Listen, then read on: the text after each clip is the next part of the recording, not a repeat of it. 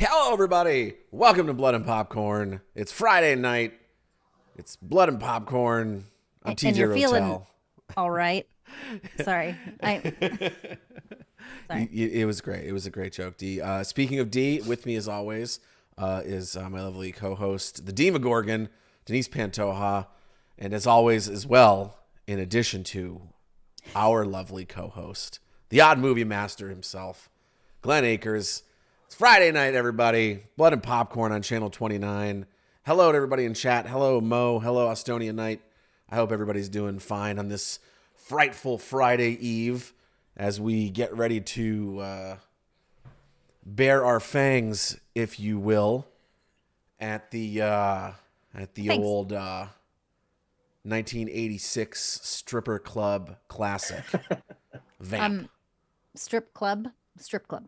I wanted to I liked the cadence of stripper club better. Have you ever been to one?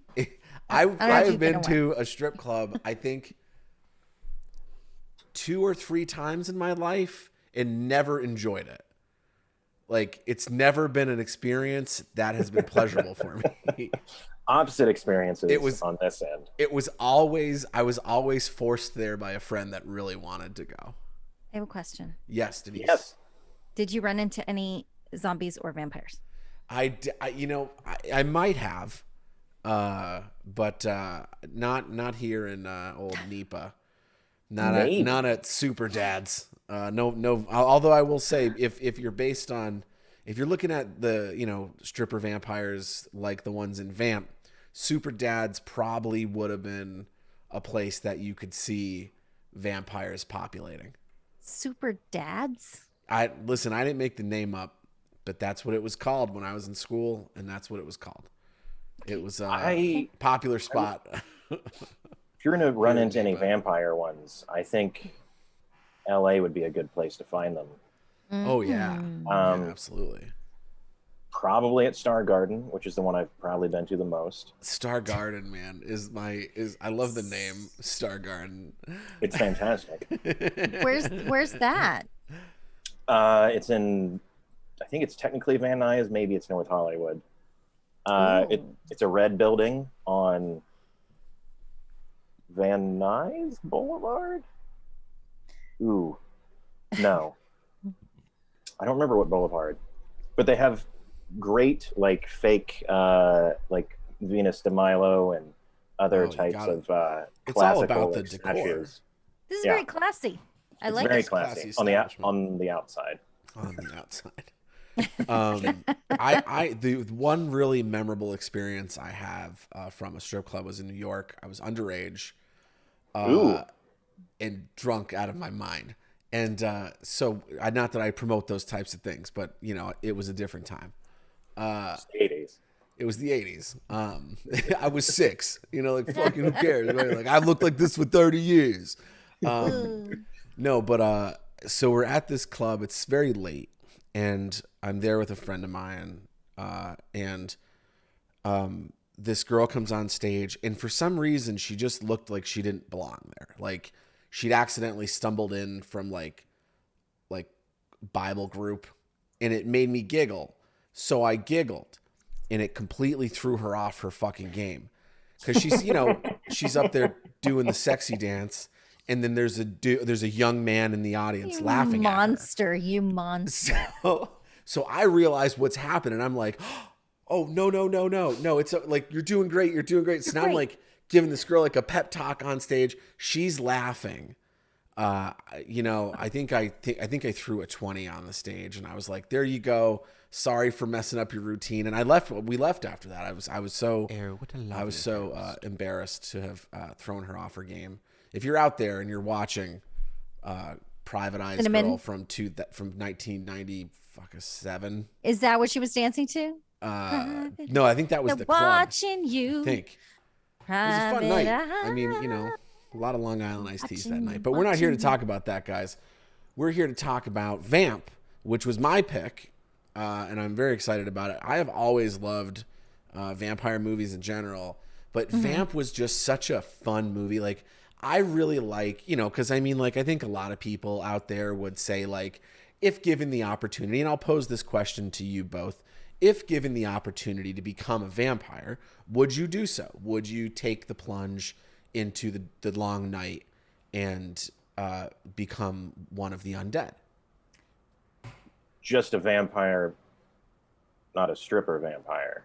I mean, hey, it's your life. You know what I mean? Like, we support sex work, get it done. You know, like, what do you want to do? You know, and I'll even give you this. It can even be any vampire from any vampire mythos you choose. So Twilight vampire, totally fine. John Carpenter's vampire. You know, Dracula 2000, if that's more your thing.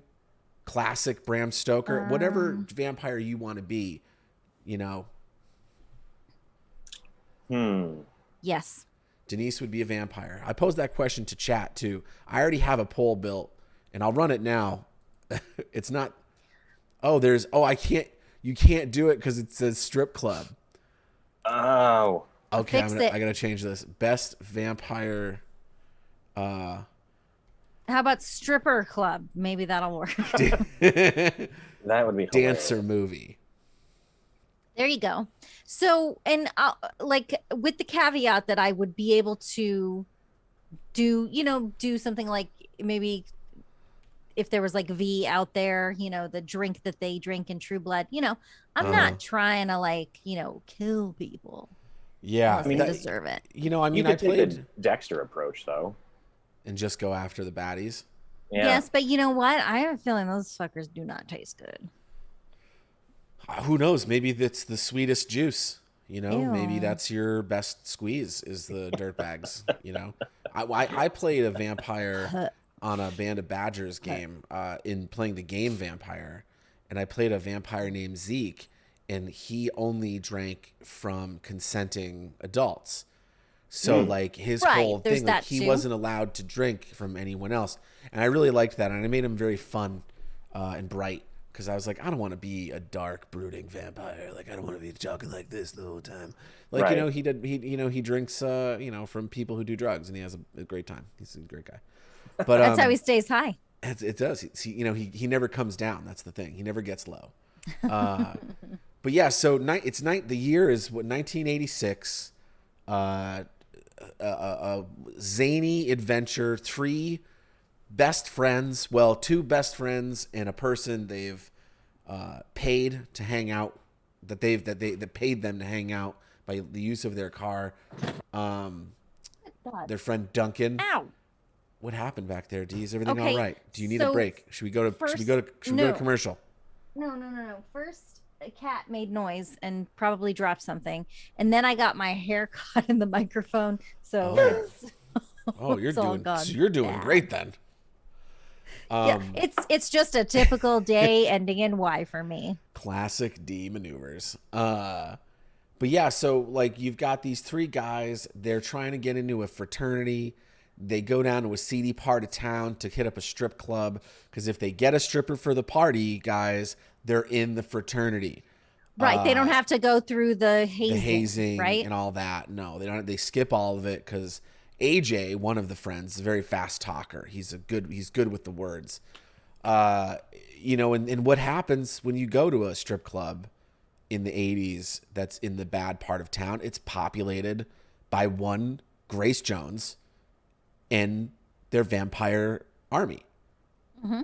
Classic Saturday night in college. I don't know how many times that happened to y'all, but for me, it was like every weekend. I mean, that's why I didn't get through college, you know?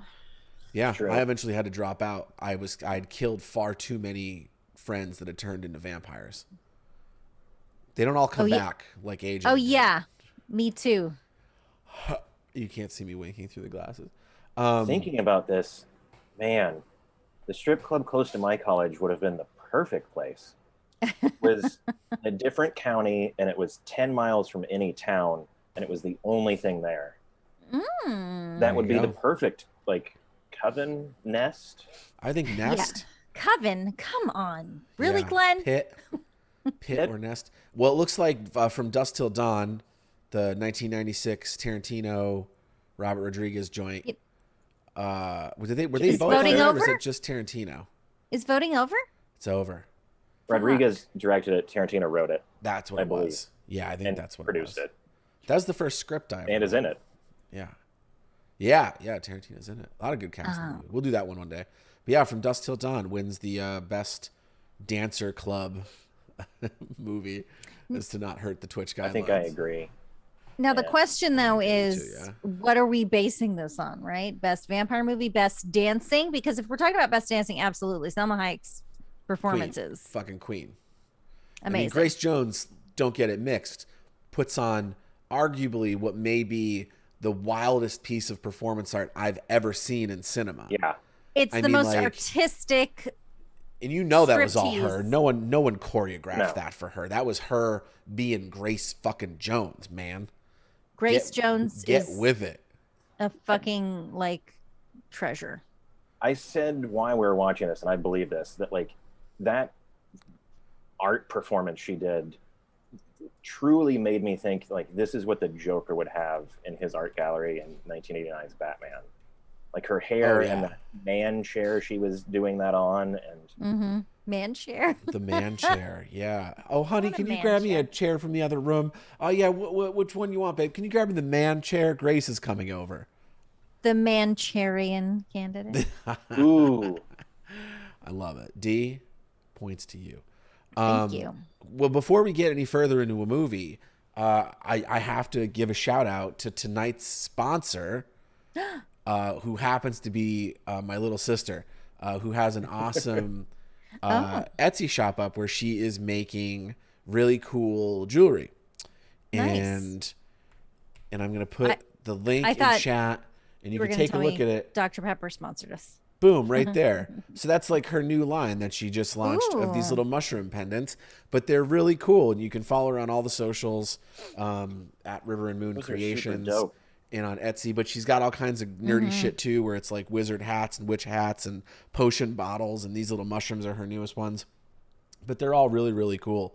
And yeah, you should go check that out and buy stuff for your loved ones or for yourself, and go rep a small business operating out of Vermont who's doing great work and Very nice. Just happens to be my little sister and BFF Megan. Just happens to be. That's just the icing on the cake, because the product is fantastic. It is amazing. Denise, there's I love something it. in the works for you right now that you don't even know about. That you don't even know about. I'm excited. You know what? Also, like, listen, River and Moon Creations is smart. They've jumped on this bandwagon, and you know what? You're going to miss out, Dr. Pepper, if you don't do it. Do it quick. Right. So everybody go shop at River and Moon Creations. Yes, please do. Click that Etsy. Tell them Channel 29 sent you. Channel 29. Channel 29. But now back to the show. So, you guys, not only do our heroes, AJ and Keith and Allison and Duncan, not only do they have to contend with the likes of the undead, but they also have to contend with a crazy gang of albino people led by one Billy Drago, aka Snow. AKA, I mean movie villain extraordinary. Fantastic. Because the whole time, like, and I don't know, like, I genuinely don't know why they did. Like, I would love to ask the director or the writer, because it's like, because you see Snow and his friends, and you're like, oh, well, these are obviously the vampires that we're here to see. Like, this is clearly the vampires, but they're not. They're just a crazy street gang. It's misdirection. It's misdirection, and it's crazy. What? He actually has very dark hair. He bleached his hair white, including his eyebrows, in order to portray the albino gang leader Snow.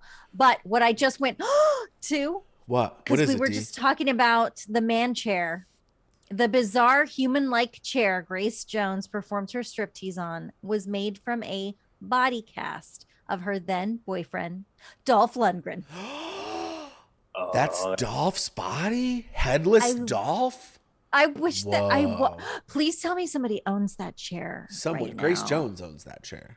Oh, that I was bet like, she does. You know, she walked off that set with that chair, and they were like, "That's mine now. Put it on the truck." And they're like, "Yeah, Grace, whatever you want. Like, thanks for being in this crazy movie. Doing Oh these my crazy. God. Fun fact about our girl Gracie Jones.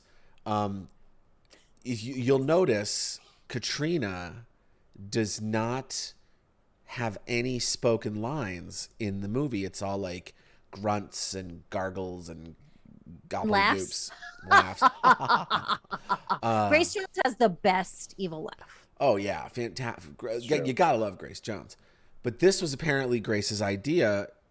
Instead of having dialogue, she wanted to play the role with silent film techniques inspired by Max. What is it? Shrek, in Nosferatu. So that's her whole performance is this beautiful modern homage to a classic movie monster, and I think that's fucking rad. It's amazing. And I have to say, before you even told us that, I was thinking to myself, she is one of very few people who could have pulled that off as successfully as she did. Like, she emotes so well, and she's just there's this energy about her that is absolutely indescribable. It's like unbelievable. Oh yeah, it's maddening. Like, it's maddening. You're watching her eat this dude. Poor AJ. Spoilers. Well, let's get someone get it in chat quick before we continue on. Spoilers. I don't know. Nope. I never remember if it's spoiler. Oh God. We need to get you like a cheat sheet. Yeah, I need a cheat sheet. I've made like over 50 of these commands. So you guys, there's commands that chat doesn't even know about. Yeah, what? That I've built into Nightbot that they don't even know about. They have to find them.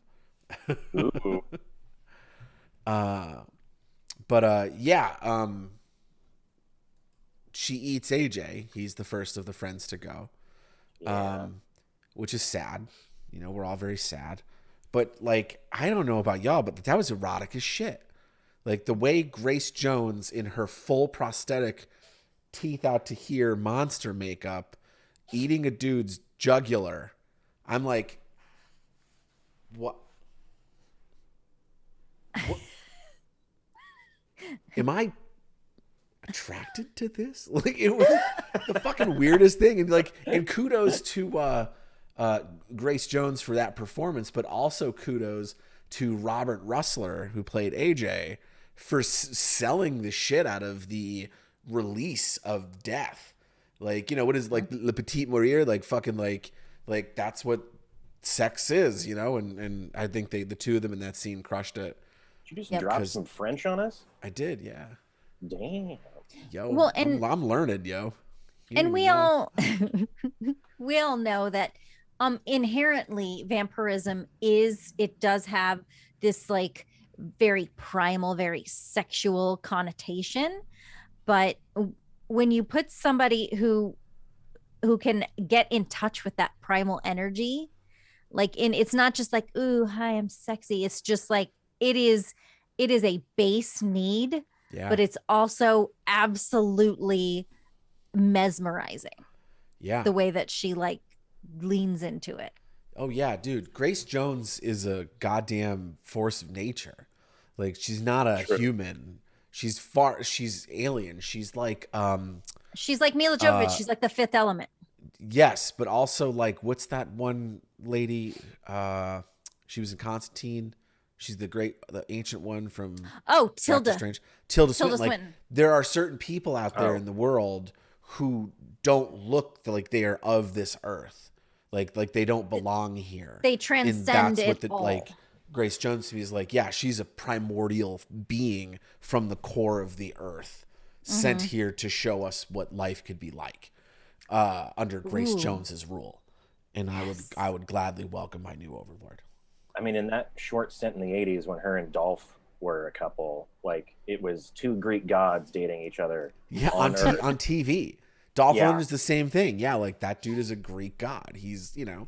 And also, like, isn't he like a super hella smart? He's like is a chemist or like a neuroscientist or physicist? I think he might be a physicist, something like that. Let me look it up. Yeah, he's a crazy. I think he has a degree from MIT or something. He does. He's like hella fucking smart. He's not just like, I punch things. Like, I can't remember. Actually, you know what? We'll go off on Dolph on another when we watch day. Rocky. He did make a semi cameo though. There's shit. Okay, Didn't we'll mean talk to about say it later. semi. All right, well, you find that while you're looking that up, D. I want to bring up one of my favorite characters from the movie, which was Vic, who always wanted to go to Vegas. Vic, played by Sandy Barron. Oh, he's great. What a great Always actor! What a great character. Sandy Barron, you may remember from one of our all-time favorite movies, Leprechaun 2. Oh shit! He played Morty, the pawn shop owner, Morty. Yes! Oh my gosh! Oh wow! Yeah, Yes, yes, sir. Yeah. So he's just a really fun actor. He really was. But I love that dude. I think he's what a great character he was. What a good. He's time. always good. Yeah. Always. Yeah. D, did you find? What'd you find out? What does Dolph have a degree in? Chemical engineering from the Royal Institute of Technology, and that's a degree in chemical engineering and a master's degree from the University of Sydney. Whoa. And all of the stuff that he talks about in the Expendables is like, because he's just talking. Exactly. Yeah. It's so great. I love it. And then there's a movie, it just reminded me, I'll have to look it up. There is one that I'm going to put on the list with Dolph, but I'm not going to ruin it. Oh boy. I mean, and Robert, is it Rustler? Anyway. I don't know. Redford? No, not Redford. No. I don't know if you also remember him from Weird Science. He was Max. He was Robert Downey Jr.'s best friend. They were the bad guys. Oh, that's right. Funny. Mm-hmm. Yeah, man. What a good dude. Love him. And the acting was great. It was.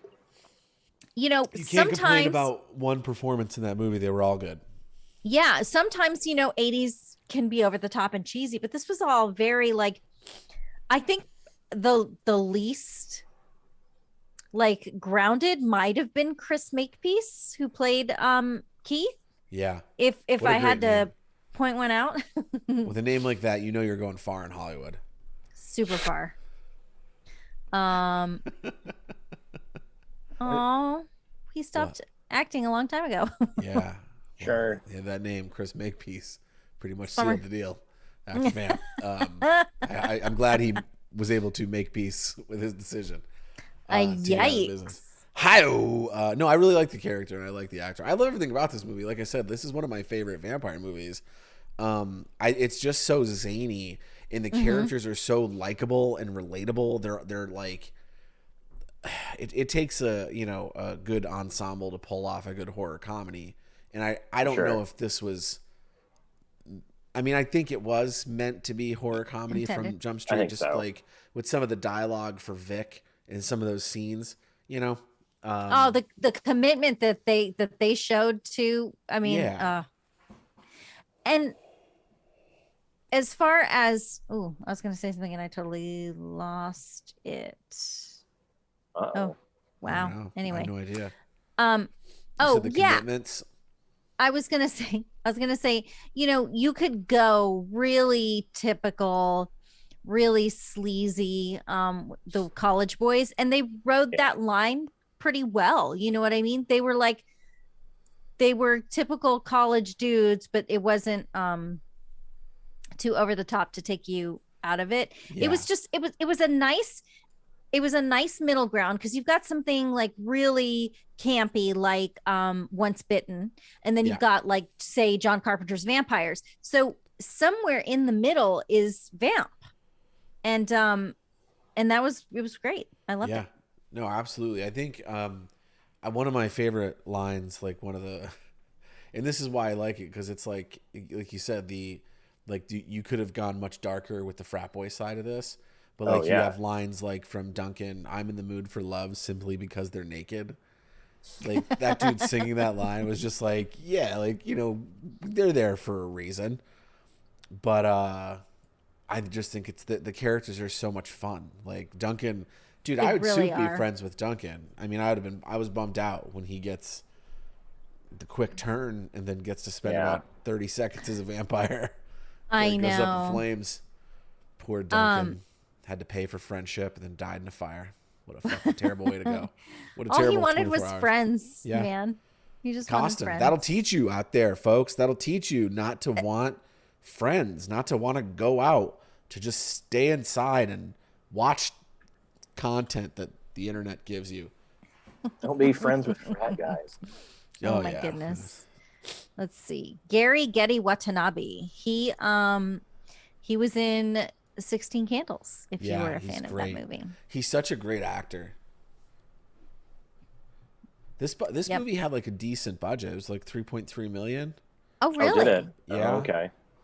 It made about $1 million plus in profit worldwide.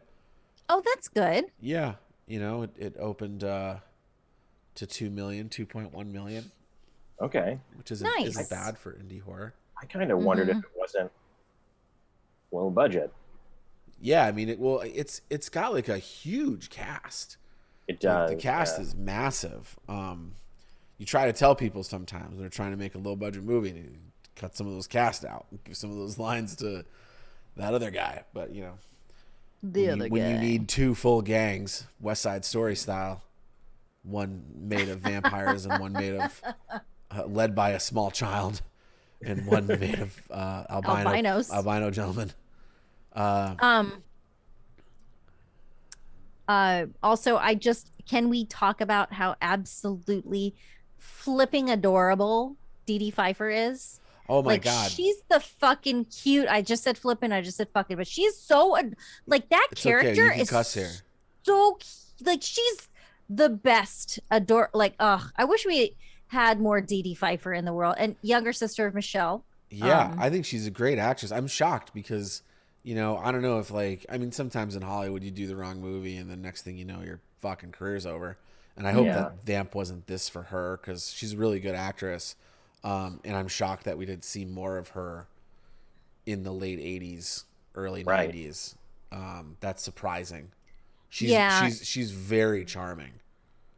I mean, she is she was in exactly what Falling you would Down. want. Yes. Yeah, She is? she's been in some stuff. Yeah. She's exactly what you would want the girl next door to Yeah. be. Like, she would have been the perfect girl next door in that time period. Yeah. But like, I mean, she's like, and just her delivery is just spot on. Love her. Yeah. Yeah. Yeah, she's a great character. Like I said, they're all great characters. That's like what happens when you build out a nice, rich world full of fun characters and you put them in a interesting and challenging location for them to overcome. Vampire Strip Club. Good storytelling. Yeah, knocks it out of the park. What did you guys think about the vampires overall in this? They're big fang vampires. They got big fangs because they kind of protrude sometimes. yeah. They get that like weird Animorph style bat looking mouth thing. What are your thoughts on the vampire effects here in the movie? Go ahead. Oh, I was gonna say I'm a big fan. Like, it's very Fright Night. Mm-hmm. It's very 80s actually. Yeah. Especially like there was a lot of like humorous, if not totally comedy, vampire movies in the 80s that all had like huge mouth like vampires basically, and I really dig it because it's because sometimes like you can see them when it's just like, oh, they just put in some teeth and like did nothing else for the effects. Like I really like the like it truly changes them, which is more to the vampire myth. Like it's like a uncontrollable like animal instinct basically. Like I really like that. I mean, AJ gets to remain sexy. True. AJ's like, hey, oh man, I got these cute little fangs. These Right. big It's 'cause orange he's- eyes. It's because he's a baby vampire. Right. Yeah, And I think he's hella supposed mad. He's mad cute as a vampire, man. I'll tell you, AJ. I would have hung out with AJ for a minute. Vampire AJ. in the 80s. Right. Not normal AJ. Yeah, normal AJ was a douche. But vampire AJ was a good guy. He tried to kill himself to save his friend. I know. What a tour de force performance in One that of the scene. few, if maybe the only time, like the vampirism makes you a better person. Yeah. Right. I mean, like, we'll get back to the vampire stuff in just a sec, but like, how great was that bro moment? Oh yeah. Like, it was very serious. Like, they're talking about their friendship and how much they love each other, and that, one's going to sacrifice themselves for the other. And it's not done in like a tongue-in-cheek way. It's just about the love these two dudes have for each other, and I am so here for it. Yeah, they're best friends. They're boys. It's fucking Will Smith and Martin Lawrence, bad boys for life. You know what I'm saying? Like, ride Not or die. afraid to Like, talk about their feelings. Yeah, that's their ride or die. They actually say that they actually love each other, which is Yeah. super rare. Even now, especially in the 40 80s. years Yeah. after the fact. Yeah, two men showing a softness and a emotional depth of character. How dare they? Right. No, I love that scene, and I love that he sacrificed himself. As at the beginning of the episode, I asked you guys if you would be vampires. Yes. And I think I asked you that because, like, there are certain vampire movies that make me want to be a vampire more than others. Like, Dracula does not make me want to be a vampire, but like The Lost Boys, Which Dracula? Bram Stoker's Dracula. Actually, yeah, just Any about of any them? of them. Yeah. Not even 2000. Dracula 2000 would make me want to be a vampire. Yeah, that dude was dope as shit. Gerard Butler, young Gerard Butler. Intro, like, introducing hot stuff. Yeah. Sorry. He was shredded in that movie. Judas, a young Judas. Spoiler alert. But yeah, we'll talk about that on another episode. on the Dragon 2000 episode. But yeah, like this movie, Glenn, you'd mentioned like some of the comedies of the 80s, like Once Bitten, My Best Friend's a Vampire. Like, these movies really glamorized being a vampire, but more than that, like, created and I attribute the music to this. Oh yeah. A lot in these movies, because I think the score in these moments really elevates that emotional connection with the world of the vampire in how it's not, because you even see AJ, like, as he's coming out of like the fog of being a vampire. Yeah, see, Mikey gets it. Like, as he's coming out of it, he realizes, like, fuck, I don't want to do this. Like, I don't want to be this person that's gonna have to murder people and fucking eat them. And there's like a sympathetic connection to that. And there's to me, I always saw these vampire movies, like I said, like Once Bitten or My Best Friend's a Vampire or Vamp, as these very lonely tales of these creatures who have to do a thing because it's how they survive, like a fucking lion eats a gazelle. But it's such a lonely existence. Eternity is a lonely existence. And that's true. I think some of those movies really drive that home. And I think Vamp does that here. I like it. I'm here for it. I picked it, so obviously I'm a fan. Obviously. But yeah, okay. so you had the vampires, big tooth, disfigured. Yeah. I don't mind it. I like it. I generally speaking, it's not one of my favorite looks. I think probably what bothers me more than big teeth is when they're all crinkly, like they're mad all the time. The and weed it's like, vampires. yes. That's what I like the most. But listen, you can't always be mad. Sometimes you're happy when you're feeding, but you can't look happy like this. Sorry. Anyway, I liked it because I like, especially since we're like getting these it's not cute, but these little They're glimpses adorable. of Katrina as like a Cleopatra figure. This is a long held responsibility form that she's been in. You know what I mean? Like, it brings it back to something that's ancient, and not like cute and sparkly and sexy. Yeah, she's a queen. Yeah. You know, do you want to know something? Do you guys want to Tell know me. something? Tell me. Hot take. You ready for this? I'm ready. Yep. In the modern remake of Vamp, I cast the Queen Bee herself, Beyonce, as Katrina. Oh. Okay. Okay. Interesting. Interesting. I just like Beyonce's like the real version, the real world version of Grace Jones' character in this movie. She commands her army with an iron fist.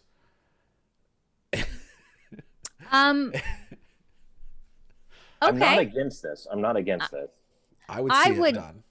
I would actually probably just cast Grace Jones again because she hasn't aged. So Well, you know who would be really good, all joking aside, if they were still alive and they proved this in Queen of the Damned, was Aaliyah. oh yeah. God. Aaliyah would have murdered this role. Adult Aaliyah would have fucking murdered this role. Mm-hmm. And Agreed, Mikey. oh yeah, good pick, Mikey. But yeah, I think we got a taste. Like we got a taste of what Far and away the best part of that movie. yeah, what Aaliyah could do with some fangs and some power behind them.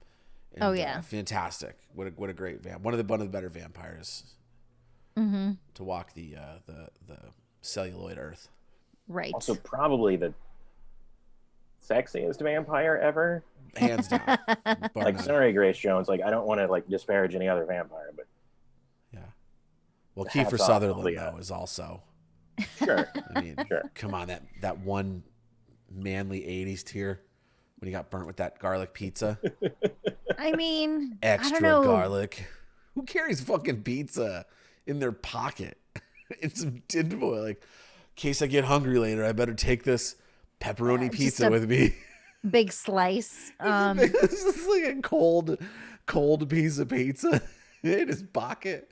Like he's got tater tots in there too. Like what the fuck? Tater tots. Who eats tater tots and pizza together? People that Is the bigger question. put those foods in their various pockets. I assume they're probably like a whole club, whole gang of them. Oh, I would I put want to see tater them tots on a fight the breakfast albino pizza. gang. Oh yeah, that'd be great. Okay. Yeah, that'd be great. Sure. I'd put tots on a breakfast pizza for sure. We Scramble, digress. Eggy scramble. Yeah, Some sorry. eggs Let's and get, chorizo. That'd oh be my fucking God, that'd be awesome. fucking Oh bussin'. my God! Stop it! Why are you talking Bussin'. about food right now?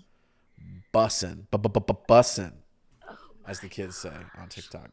Is that what they say? That is what they say. So, what do you guys think about like the overall story in general? You know, like we've kind of shifted formats here.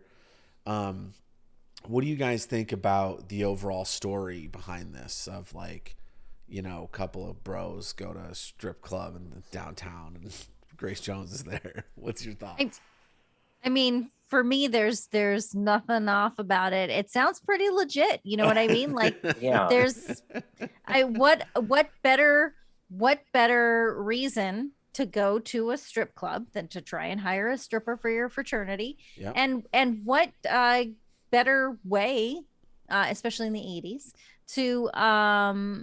to prove your fealty to the bros? You know what I Yeah. mean? Go get you a stripper from the seedy part of town. And hope Nothing it ain't a felt off to me. vampire. Nothing felt off. Yeah. You know what's funny is like I feel like I was 4 when this movie came out. So like I don't know, but I feel like in 1986 you could go to like a sleazy strip club in downtown LA and maybe find Grace Jones doing some degree of erotic performance art. Like I don't feel like that part of the story, because it's obviously not Grace Jones playing Grace Jones, but like I feel like the Right. actress Grace Jones would have done something that provocative and because I like, again, I was 4. Like I don't know Grace Jones beyond this movie, Conan, and the other couple of things that I've seen her, but like So you I mean feel like like that was kind of a thing you might have seen in the 80s, like coked out of your mind, wandering drunk through downtown LA, and you wander into like a burlesque house with Grace Jones there doing erotic performance art and Where she's Dolph like Lundgren practicing reading science poetry. You know what I mean? Like off in a corner, and you're just like, what the fuck did I just walk science into? poetry. And he's like, the square root of 9. You're like, fuck, man, Dolph. I mean, I must crush you. you might be right. Like, I think the closest to Remnant there is, and whatever, I'm going to say it anyways, it is Jumbo's here in LA. I was going to say Jumbo's. Yeah. It's not a strip club. It's not a burlesque club either. It's a weird place. Something in between. Yeah. Like Vamp. Where, like, truly impressive dancing happens that, like, doesn't have nudity in it. Like, I think it was there in the 80s. Like, I could see that happening there or somewhere similar that I don't know what was around in the 80s in LA.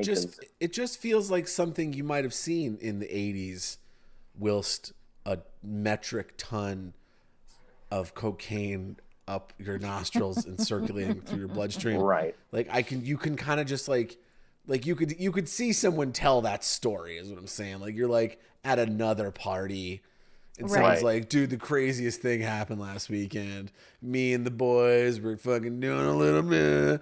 And we went down to downtown LA and fucking Grace Jones, the actress, was there doing erotic performance art at a strip club. It's fucking crazy. At Jumbo's Clown Room. What the fuck? Listen to this. Let's hear it, D. Sorry. They shot at Jumbo's? The Please song, no. The song Grace Jones dances to during her dance stripping scene was sung by her, but it has never been commercially released because it was not included on the movie soundtrack. Why? Titled Vamp on the credits, Jones released a heavily reworked version titled Seduction Surrender on her 1989 album Bulletproof Heart. Is there anything this woman can't do? Fuck it. Of course. And that's what I'm saying. Like, that's why I think this was like a real thing you could have seen. Like, Grace Jones, like, has this Dolph Lundgren's body chair. Grace Jones has decided not to speak any lines in the movie, paints herself like Blade Runner, and then fucking and then does her own music track for the movie. Like, you can imagine this being like, holy fuck, totally. that Grace Jones it's on amazing. stage? No, that can't be. Is that Grace Jones? Fucking Grace Jones. How about that? This is No how wonder I there's a envision- cover tonight. like, it's truly how I envision the 80s, Yeah. especially in LA. Yeah. No, for sure. Interestingly enough, the paint on her body and in the human-like chair, in her performance was made by the late graffiti artist Keith Haring. Oh. I like how they hired like true artists to work on this movie. Like Grace Jones was an actor, true, but like also like just genuinely an artist. Mm-hmm. Yeah. They did that and like hired that guy. That's fucking cool as shit. Yeah. I don't like, listen, I don't want my next statement to take away from the queen, from the force that is Grace Jones.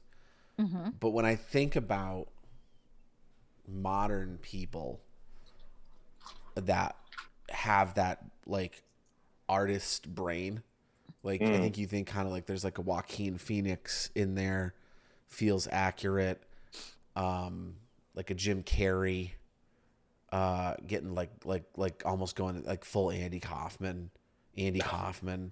Yeah. And then the one that came to mind immediately when I thought is Shia LaBeouf. Interesting. Well, because like, and here's the thing, I hate performance art. Like genuinely, like I don't go to museums. I'm not a big art guy. I respect it highly, but it just doesn't interest me. Splatter movies and zombies interest me. That's my kink, right? So, but Shia LaBeouf does this really weird, thought-provoking performance art that I genuinely dislike, but respect because it's like artist gonna art, yo. Like, and that's the vibe, and I feel like was Grace Jones' vibe, like artist gonna art, and that's Shia LaBeouf, and that's like, you know, people who like, it's like, yeah, I'm a fucking artist. That's what I do, and I will speak my art however I choose, and I respect that a lot because I'm, you know, I think I'm trying to live that path, but it's very difficult to do because it comes with a lot of judgment. Yeah. So, Oh yeah. it's a lot harder to do the thing that people don't expect you to do. Mm-hmm. You know? So respect to the artists out there in whatever medium you work. Something really interesting about appreciation for someone like Grace Jones came in the form of I stumbled upon a review from 1986. Where are we? Where are you? Oh, why do I have so many things up? Here we go. It is rogerebert.com. Thank you very much.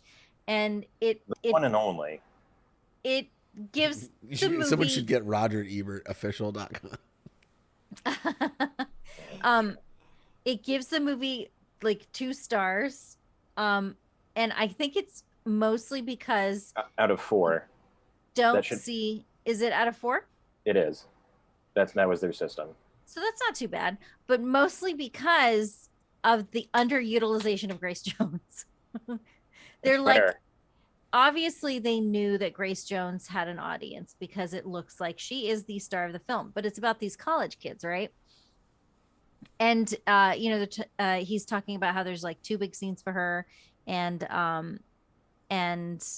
that it seems like she's the star of this film, but really shouldn't like the next step be for people to have her star in their films, because he truly recognizes the artistry that you were just talking about, TJ. And I thought that was really fucking cool. Like it's such a great thing to stumble upon.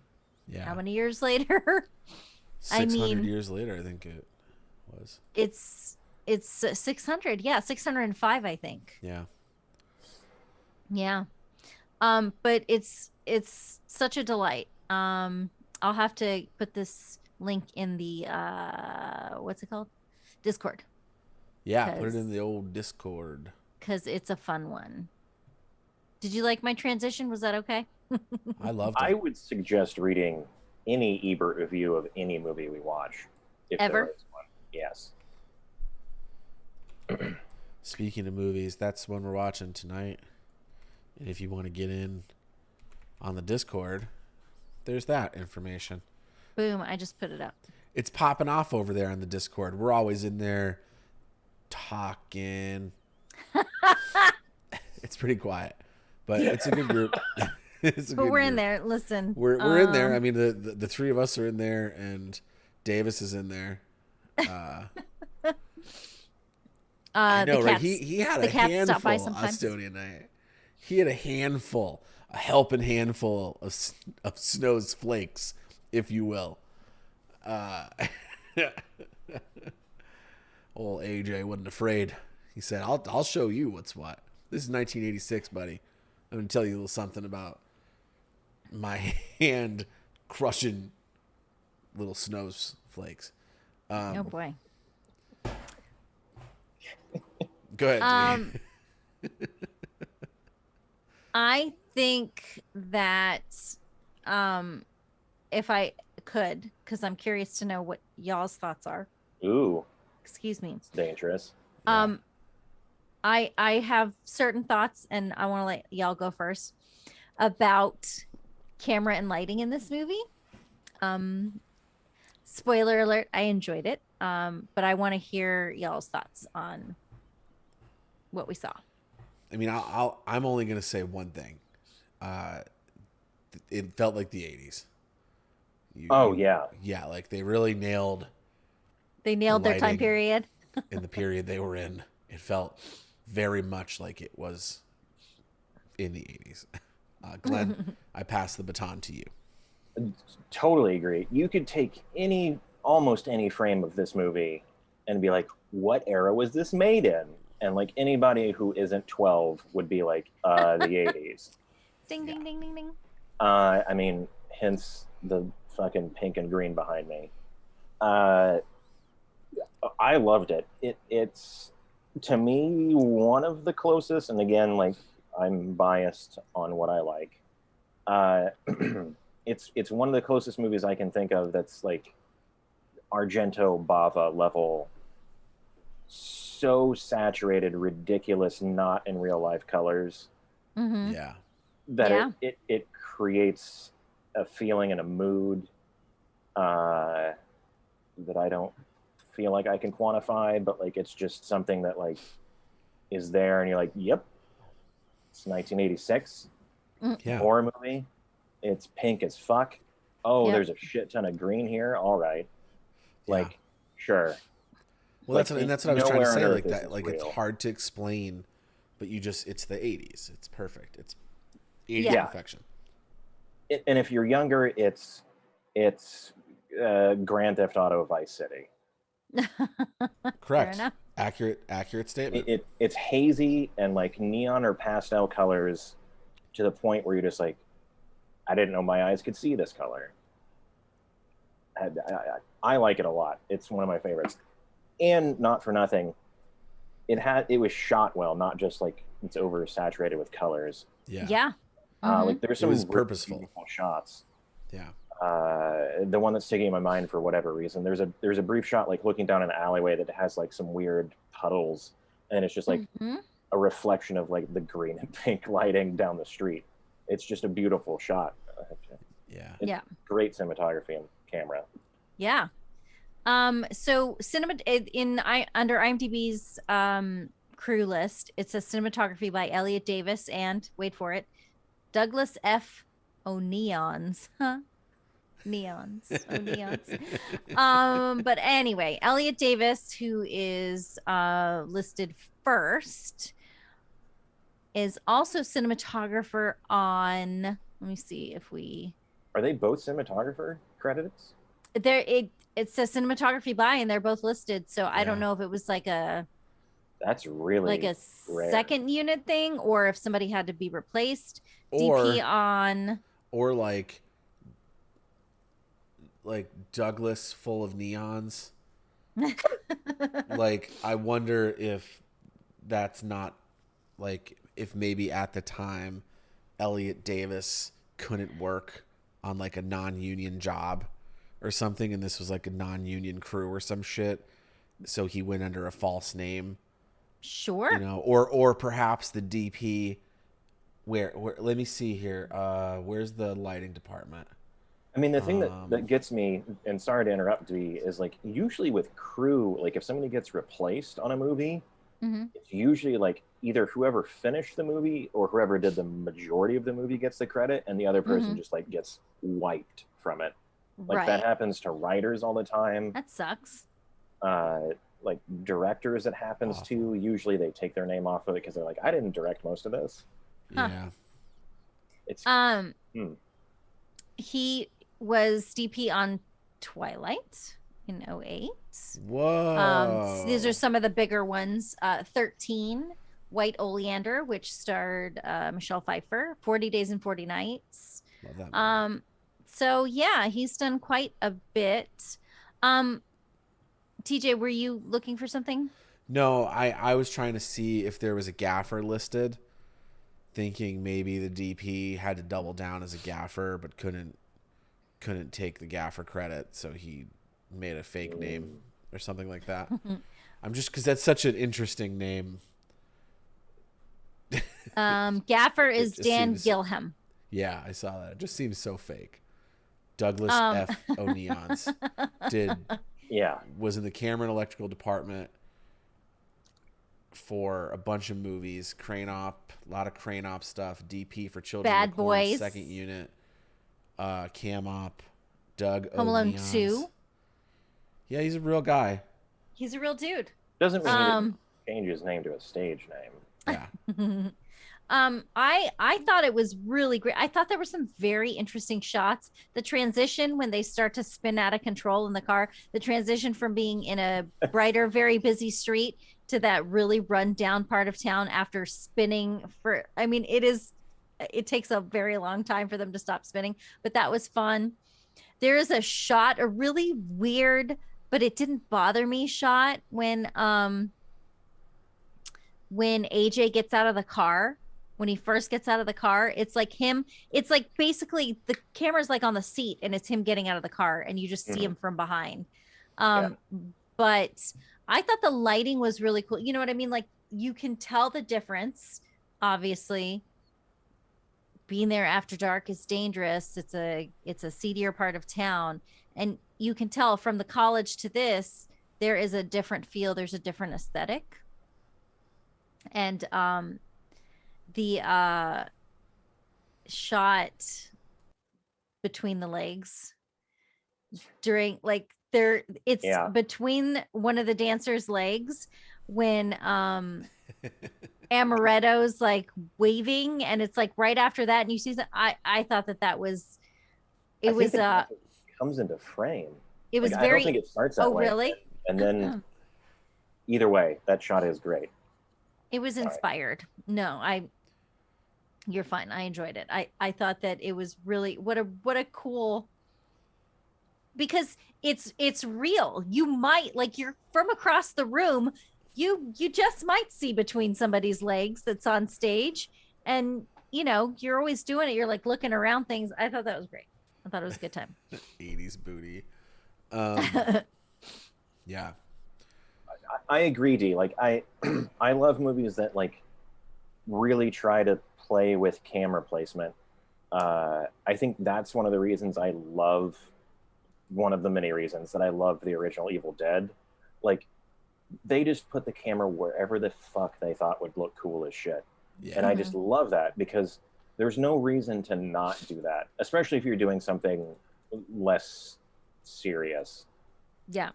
Like, you don't want a weird, crazy camera angle on, I don't, Schindler's List or something. But like in Evil Dead, like, it makes sense to be like, why not have a weird rafters tracking shot, or like, Yeah.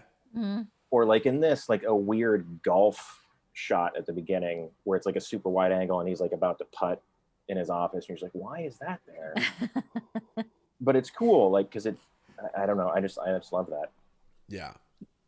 Well, and I think it definitely helps, like, especially what you were talking about with Evil Dead, things like that help create the atmosphere better. Yeah. And that's, it sets the mood, or the tone. Yeah. It's so great when everything works together to accent each other to make it all feel like a certain way. Mm-hmm. Tell you, Totally. It makes me feel a certain way. TJ, tell me about the music. Talk to me about music. It's a rockin' score, man. It's a lot of synth and everything you'd expect from that much neon. You don't get to put that much neon in a movie and not have a sweet synth soundtrack. But it's great. It's a character in the movie. It does the same thing that the lighting and the camera and the set deck and everything else does. It puts you dead center. It's like if you had a high school pool and you'd walk in, the smell of bleach and chlorine hit you, like, and that smell always brings you back to that moment. Like, that's what these movies do. Like, they're so filled with the 80s that you're like, oh yeah, I remember that. I was 4, but I remember it's very it. Evocative. Yeah. Yeah. What's up, Epic?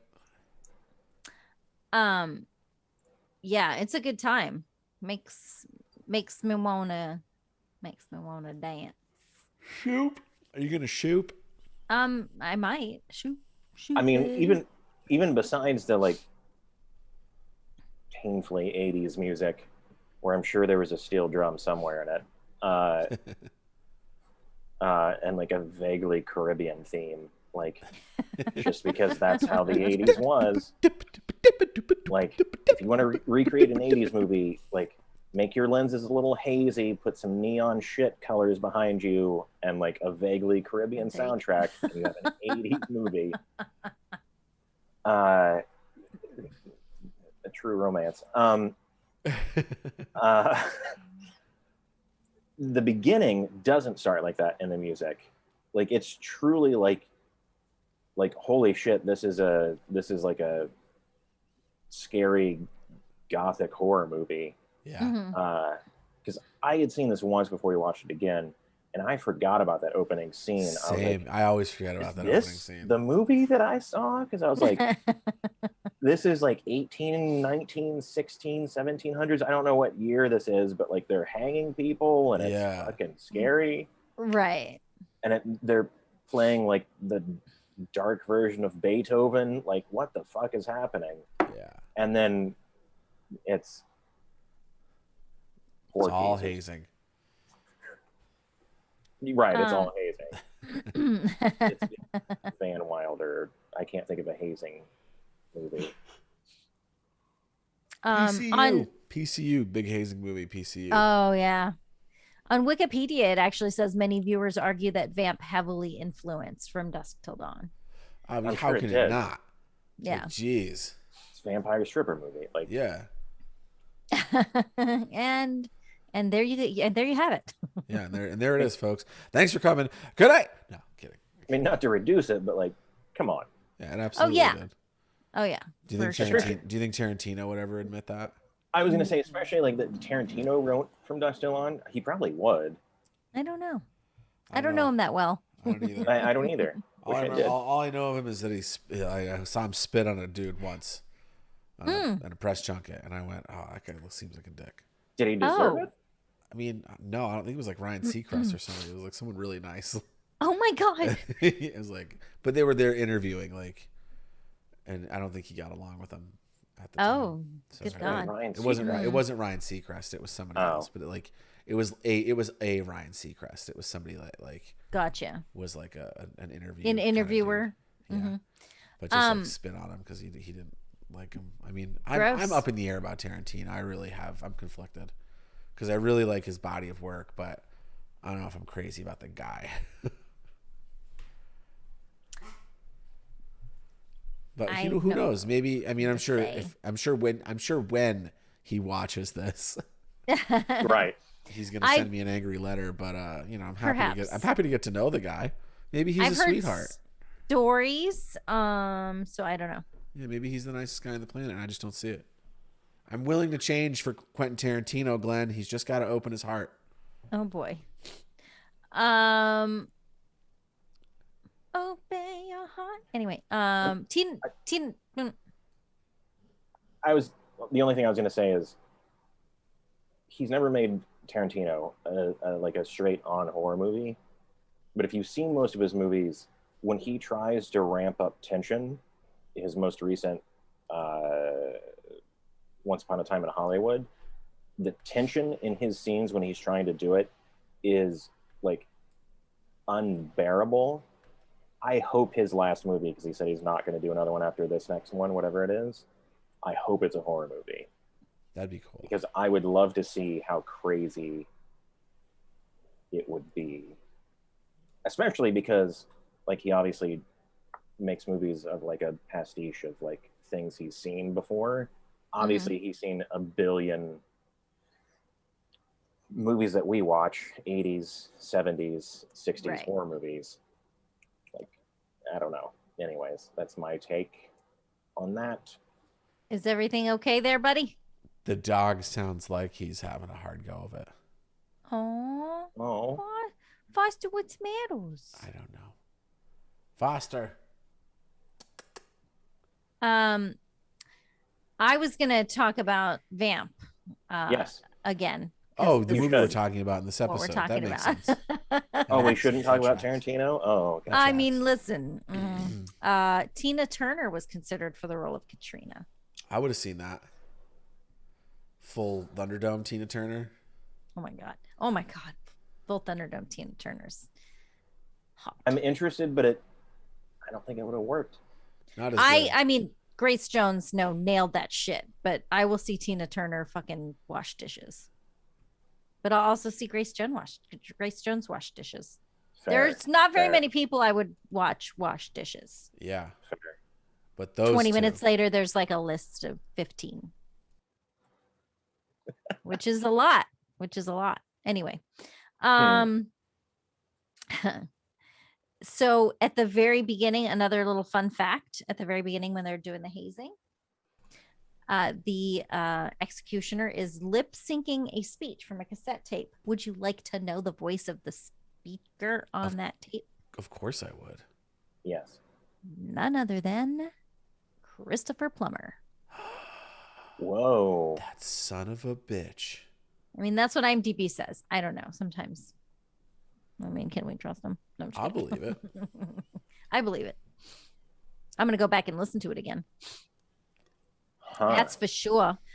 Speaking of, because you were saying Quentin Tarantino spit on somebody nice, you were talking about TJ, Yeah, how nice Possibly everybody nice. was. It might have been Billy Bush. Who knows? it might have been Billy Bush. I don't know. Oh, yeah, sure. It might have been George Bush. I don't know. Anyway, He was there interviewing Quentin Tarantino about his I didn't latest make it film. political. You just did.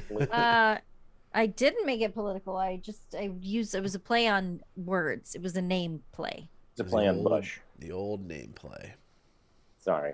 Anyway, TJ, you were talking about how nice everybody was at the strip club. Everybody was just so nice. Yeah. When Vic is just like talking to him and explaining to what's his name? I thought you were Starts talking with a about an K. actual strip club. Oh, we're talking about- Negative.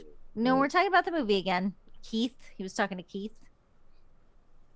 Did you want to expound on that? Because people weren't there when we were talking about it earlier. You know what? I will expound on it, Denise. Right after this message, I'm gonna go check on the dog real quick. So we will be right Okay. back. Oh, no, puppers. Everybody, stay tuned. Stick around. Plenty more blood and popcorn talking about Vamp after this.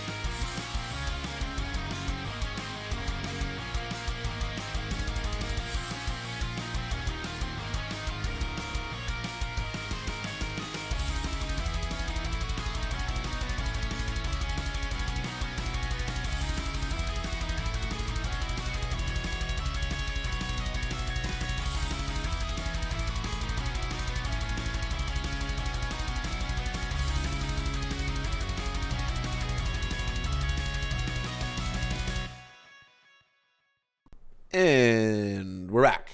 Hello. Everything's good with the dog. He was just being a dog. Classic dog shit. But welcome back. If you're just joining us, you're watching Blood and Popcorn on Channel 29. And we're talking about Vamp, 1986, Grace Jones hit vampire movie. Yep. But you can always check if your dog is making weird noises because there could be vampires outside. Yeah, you never know. Dogs they know always this shit, know man. early. Yeah, Is the that- Nook from the Lost Boys. It's true. He knew. Show me a scene where the dog isn't the first to know something's up. Yeah, they're the smartest. The Yeah. cat would just go into the couch and be like, well, fuck, good luck. I mean, listen, the dog barked at Michael Myers, and that didn't go well for him. No. Quiet Place 2, Independence Day, like the dog always knows. Mm-hmm. Yeah. Trust your It's true. dogs. Trust your dogs. Yep. Get a dog. Oh, Go adopt hey. a dog. Not your cats, just your dogs. Cats are trying to kill you in your sleep. Don't hate on cats, okay? This is not the time. This is not the place. Yeah, this is not cats and popcorn. Glenn. You know what I will hate on though? What? The fact that neither one of you have answered whether or not you'd be a vampire if given the Ooh. opportunity. Oh, easy. Yes. 100% yes. Hands down yes. It'd be Is there easy choice. a specific one or just... You can yeah. be I think- anyone you want.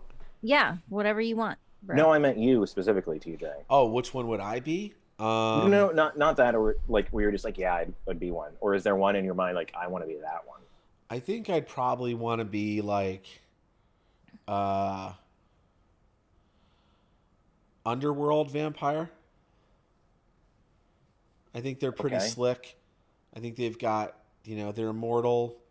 Slick because of their Yeah, tight fitting Blade's got good. I think what Epic and I are PVC outfits. yeah.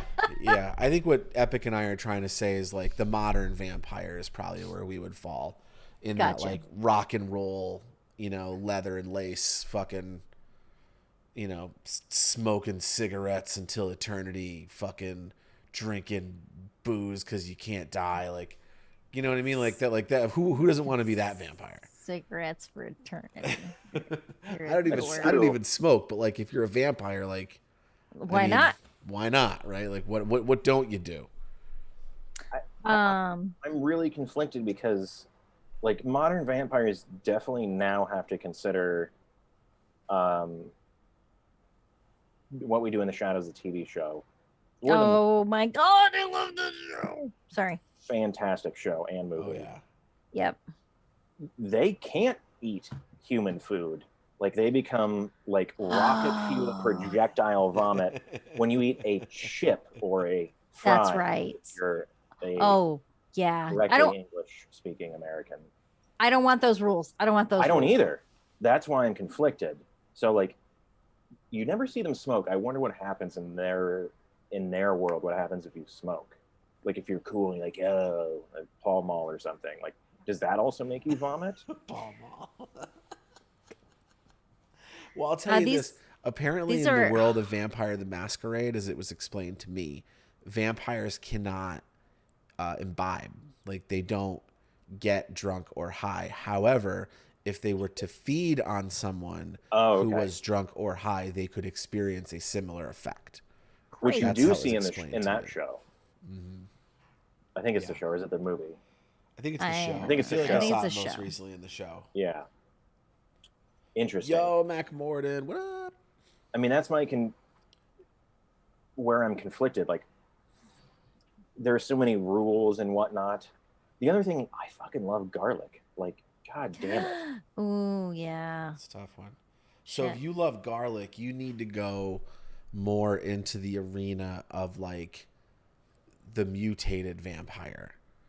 Like, Sure. because like you're like garlic is a more stereotypical. I mean, it's Blade. Vampires don't like garlic though, so I mean, I don't know. That's a tough Is one. there any vampire now that's been established that like is okay with garlic? I don't think there is. I feel like there's like one, I for bet sure. there's one, but at I can't least. remember. I don't know. Yeah. I mean, my gut says yes, and if I was to pick one, man, that actually says some things about me. That like makes me want to be it. It would be Alucard Oh, from the fucking show, but Castlevania. Castlevania. mainly the show, not the movie or the game. Yeah. Only because his fucking sword is dope as fuck. Right. Yeah. So that would be He's your cool. in your vampire rider, you would require a semi-sentient levitating sword. Vampire Semi-sentient. rider. Is his sword sentient, or is he controlling it with his mind? I mean, he controls it, but it like I guess it's not as sentient as like as Doctor Strange's cloak or yeah, it doesn't have a brain. no. Like, it can't think. But no, his sword is dope. And if you haven't watched It is. Castlevania, go fucking watch it tonight. Watch all 4 seasons. Oh, And gear up for the spinoff coming soon. Maybe not tonight though. I mean, if you want. It's late. It's late if you for want, us, you it know, is late for us. Yes, but all it's the not white late for folks out everybody there. else. I'm still getting the garlic thing. I don't know. You're really hung It's up on that. tough. Ooh. You do like to cook. That's a tough one. Listen, Well, I mean, I there's suppose you could be like a psychic Garlic vampire. bread. You can't have garlic bread ever again. Are you like seriously? That's tough. That's a tough the call. psychic vampire's hilarious. Yeah, like Oh you my could. God, I don't he's think so psychic funny. vampires have the same aversion to garlic that bloodsuckers do, No, I don't think That's so. true. because their shit is all energy based. Mm-hmm. I mean, if I was, I would adopt the Dexter model. Though, granted, like it's all based on who I think is bad. Yeah, which I mean is really the MO of any serial killer. Right. Exactly. I mean, you can come up with justification after justification as to why Jeffrey Dahmer did what he did, but at the end of the day, I mean, they made a choice. I don't know if they're all arguing that they did it for the good of society. altruistic reasons.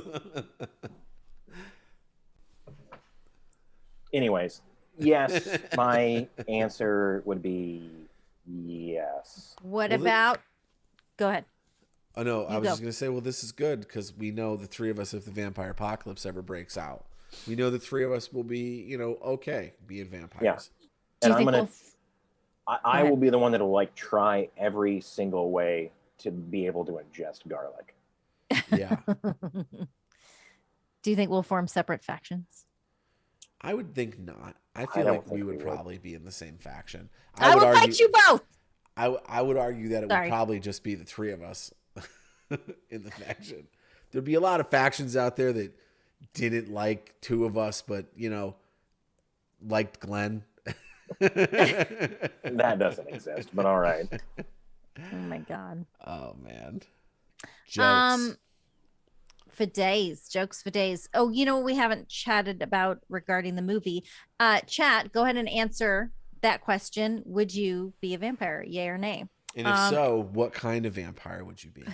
What world? The vampire could trick me. I just have to touch on it because it's an 80s movie. The wardrobe. Oh my god. Yes. Okay, whoever designed Grace Jones's outfit and her headpieces, I mean, it's so very like a callback to Egyptian and Cleopatra and the headdresses, and I mean, it's just all absolutely perfect. I wonder for how much her say and the character. Grace Jones had in that wardrobe. I feel Never like has significant amount. electric stove burners I bet a lot. more sexy. Yeah. But also, Oddly enough, that's a lot of like what those like twisty metal things is like a lot of what it looks like my sister makes Megan? jewelry-wise. tell her I want an outfit like that. There it That's is, true. and you can find River and Moon Creations here. Oh my God. That almost seems like we planned that, and we did not. You did not. I know that TJ, you enjoyed Vic's outfit a lot. I think it was perfect for him. Absolutely. Are you? He's not here. I'll carry on. It's okay. He'll join in just a minute. I'm here, bro. I also need to say this out loud. I Say it. need the jacket that Dee Dee Pfeiffer wears. I need that zebra like a blazer coat thing. And if anyone ever sees it online, please let me know because I must have it someday.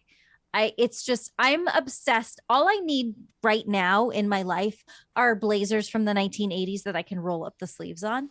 That's all I want, and that's all I'm going to buy for like really long time. You want to know something? I fully support this decision.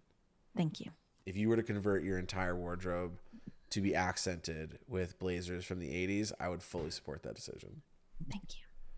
I will tell you, you can roll up the sleeves on any blazer if It's you're true. dedicated enough. This is true.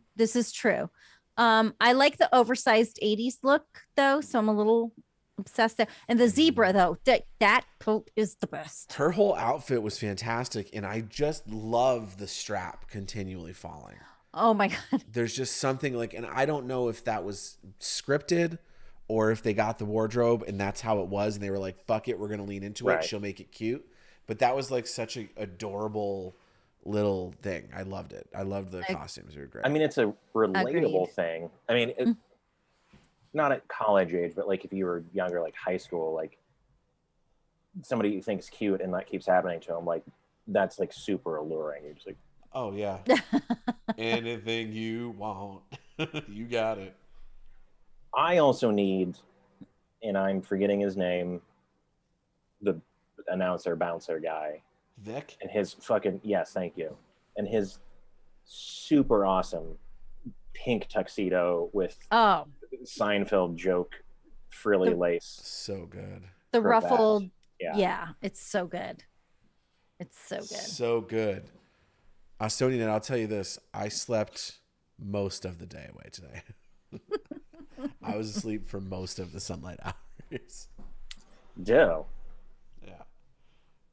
Tomorrow's forecast also looking to be that. I can neither confirm nor deny my whereabouts. Yeah, I have to bump up the color on my stream so I don't look like a vampire. It's true. Oh my goodness, so true.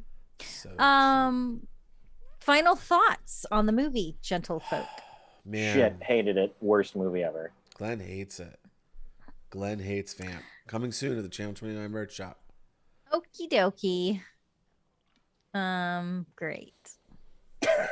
No, I love this movie. Obviously I picked it. I really like it. It reminds me of a time that were not the 80s, because I was very small in the 80s. But a time where my love of horror was really starting to blossom. And movies like Vamp truly helped push that love of the fandom and of the genre into high gear and make me want to hunt down more movies like Vamp. So I love this movie because it's like I said, it's one of my all-time favorite vampire movies. I think it's great. Grace Jones, Queen. But yeah, it's really fun if you want to take a trip down memory lane and feel like you're in the 80s again, but you're surrounded by stripper vampires led by Grace Jones. Fucking vamp it up, dog. It's my 2 cents. Glenn, what about you? I don't know why, but this is one of the, well, I do know why. This is one of the movies I hadn't seen until fairly recently. I think I saw this for the first time at most 2 years ago. Oh wow. Yeah, I know. It's upsetting. When I first watched it, I didn't like it, and I don't know why. I really don't know why. I thought it was kind of boring, and I don't know why. I think I just wasn't paying attention, which that's all my own fault. Watching it again, I really like this movie. In my notes, I think this would make a perfect double feature with Fright Night. Oh, I agree. It's the same sort of tone where, like, in parts it's pretty serious vampire, it's scary movie, but like also mostly it's like a comedy. It's light, it's fun, light in an 80s way. But I also like it because it's also where like American cinema decided this is the end of American cinema, where it decided like you can make a movie like this where it's funny and serious, but it's also rated R, where like gore isn't off limits, nudity or sexual situations aren't off limits, to where you have to tone it down to like PG-13 for no reason. Like, this movie is perfect the way it is. Like, Yeah. it would have been dumb if you would have like cropped out that they were in a strip club the whole time, or like he would have cut away from like the flesh ripping of the neck. Like, I wish we could start making movies like this again, where they're, We can. yes, We will. they can, yes, where they're rated R, but like, Can. but they, they're for adults, but not like adult movies are just like, oh, it's very sad and depressing anymore. Like that's kind of how I feel like most R-rated movies are anymore. Yeah. Mm-hmm. I just want a fun, campy, funny, gory movie that I can go watch in a theater again. Yeah. Mhm. That, I mean, it doesn't have to have neon and like synth, but like that would be a plus. But anyways, my long-winded way of saying this, I really like this movie a lot the second time around, which means I should go watch a lot of things I didn't like again. Yeah, hell yeah. Yeah, for real. I mean, I like, in respect to the PG-13 horror out there, there is some. Poltergeist is fucking PG-13. Like, For sure. Like, there are really been rated R, exceptional PG-13 horror movies out there. Yes. They're just not my favorite ones. Like, I love blood and gore, and I like. It's going to be tough for me to ever make a movie that's not rated R. Like, For sure. in the horror genre, you know, it's going to be real tough. Just on the gore side alone, I'm going to be pushing the envelope. So it's a tough one. Right. Yeah. What about Denise, you, what Dee? about you? What do you cook, Glenn? You know, I hadn't seen it in a really long time, and I think that this is going to become a staple. I hope so. For me, it's just like you said, Glenn. As far as like the gore and the nudity, like everything was there and it was taken into consideration, but nothing was gratuitous. It was actually perfectly balanced. Yeah. In every way, in the comedy, in the drama, in the gore, in, you know, the nudity. Even I want to say the times that we saw breasts, It's pretty light. it was in the background, you know. It was just, it wasn't a focal point. It was just part of the atmosphere, which is really, I think, where a lot of people lose their way. Yes. And I know we'll talk about it someday with another movie where it's like that is the focus. I know a lot of indie horror gets extra money. The more boobs they show, the more nudity that they show. But it can still be something that isn't right in your face, but exists. I think they did an excellent job with it, honestly. Yeah. And it's totally, you know, it's not it didn't turn into a early 2000s Bud Light commercial being like, and twins, like, you know what I mean? Like it could very easily go down that road, but it just happened to take place at a strip club. Yeah. And kudos to Richard Wank, who wrote and directed it. Wank, WENK, TJ. Oh shit, no, I didn't, Astonia. I'll do that tonight. Remind me in the Discord. Tag me and be like, post the sunglasses link here. Damn it. It's true though. Like if this movie was made verbatim-ish now, it would either be PG-13, where it would be like super cropped and you wouldn't see anything, which like would take you out of it because they're in a strip club, or it would be the other way around, where like you're very much trying to get a hard R rating, and it's just strip tease the whole time. Yeah. I mean, they're in a strip club, so it's technically gratuitous, but like it really isn't. Like it's not just like close-ups of boobs all the time. Yeah, it feels like a location, and the location happens to be populated by people with their clothes off, and it just is. You know, that just is. This style of film like literally doesn't get made anymore. Yeah. Like we don't have, like, I call this like a light R, because like it's not overtly gory. Like there's some, and there's really not actually that much nudity in it. No, I think there's not less. I mean, there's enough that it would get an R rating, but it's not. It's a movie of a time where it was unafraid to make an R-rated movie that was aimed at adults but isn't like hardcore. Yeah. Right. And, you know, nothing against nudity. Listen, it can be done, and it can be done well. But I think that there was like a big turn that we took in 90s and maybe the early aughts, where it was just like super focused, and like, it's like, I want to see it up there because that's what's going to get it sold, and get more money for the film. Zombie strippers with Jenna Jameson. Yeah. which was great. I like that movie. Yeah. It's based on boobs and fucking zombies. Yeah, Like that and was the German. that was the title, point. I believe. Yeah. Right. Boobs Well, it's like and Sapis. it's like in Not Another Teen Movie. When is it Not Another Teen Movie where there's just this one part? Oh, Areola. Yeah, we don't see that kind of movie anymore. Areola, yeah. The and character Areola, who walks around, Serena Vincent. It was Serena then Vincent. Vincent, yeah, Just walked around naked the whole movie. with the little see-through backpack. Yeah. We really don't see like light R comedy-ish anymore. Like we don't even really make American Pies anymore, really. Yeah. Could you imagine American Pie getting made? I don't mean today? specifically American The Pie, uproar. but like, you know what I mean? Like it's not. The flute enthusiasts would be everywhere. We just don't make light, fun R-rated movies anymore. Really, No, they're either because they're. You want to know why? Because the window of viewership is so small in that arena, and all Hollywood cares to do anymore is make money, not art.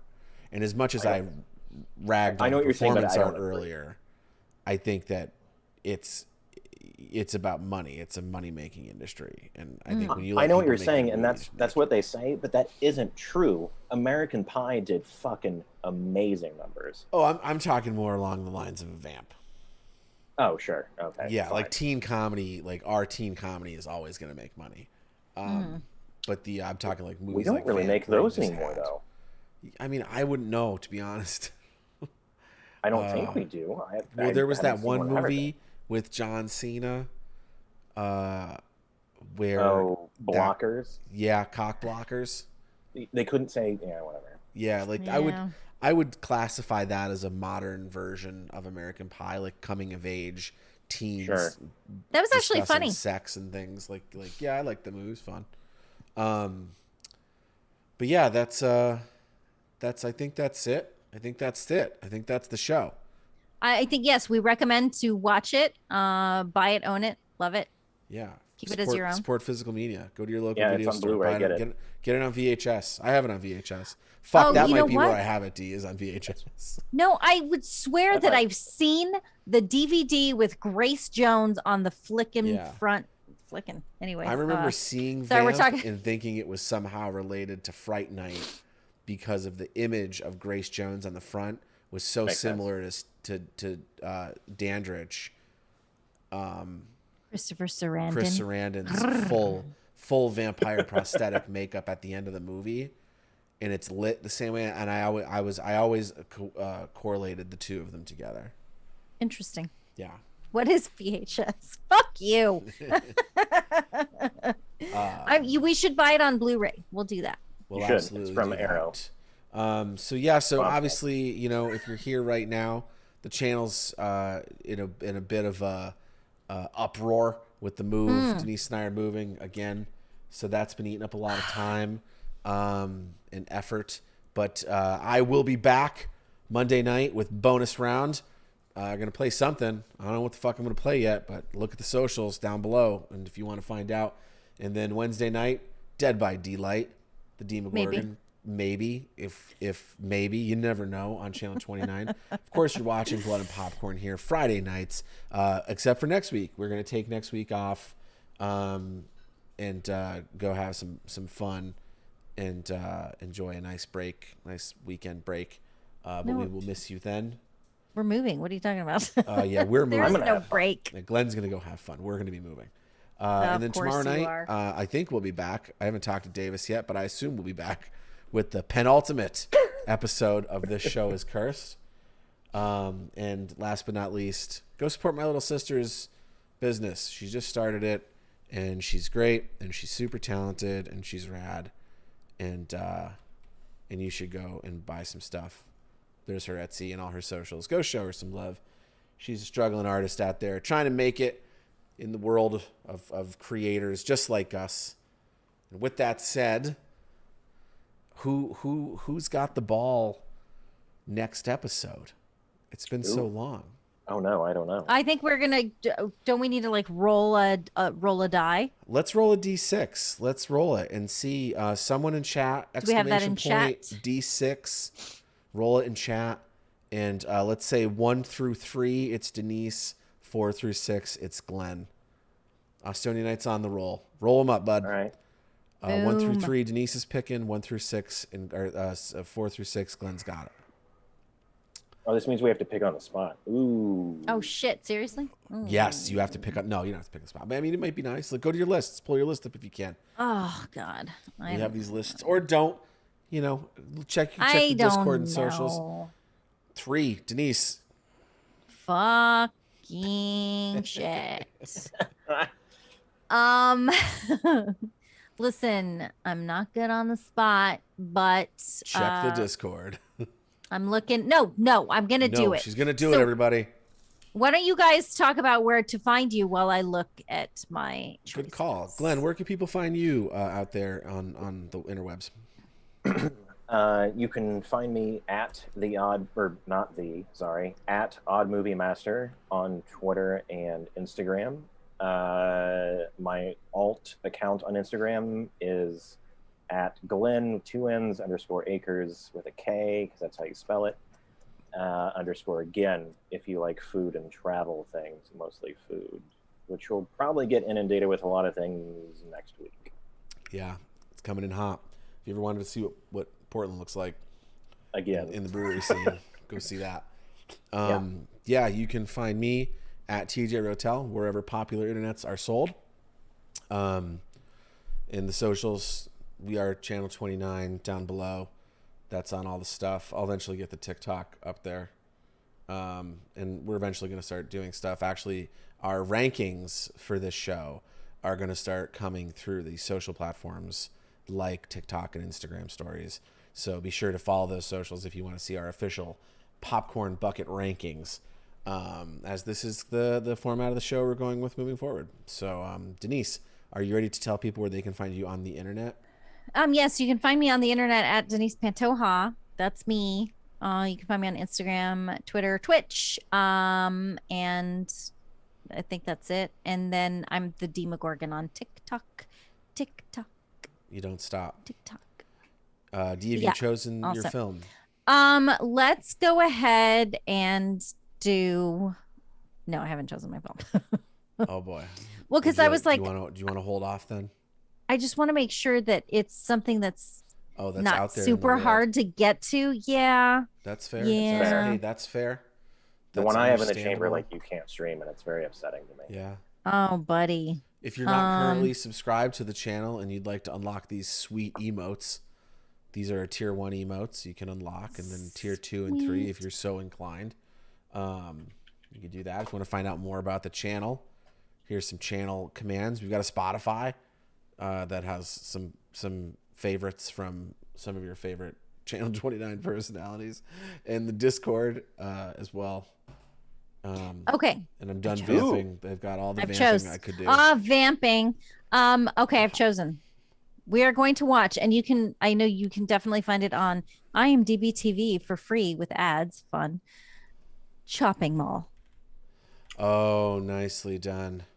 The fabulous we haven't watched that yet. 1986 slasher where 8 teenagers are trapped in a high-tech shopping mall pursued by killbots. And that was right.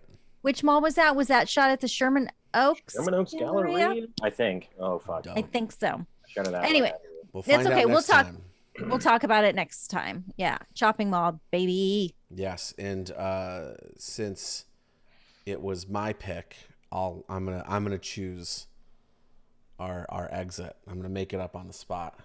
Do it. Oh yeah. 1, 2, 3, go. Vampires. Just because they're vampires. Just remember, folks. Just because they're vampires doesn't mean they're bad people. Good night, everybody. We'll see you next time. Bye-bye.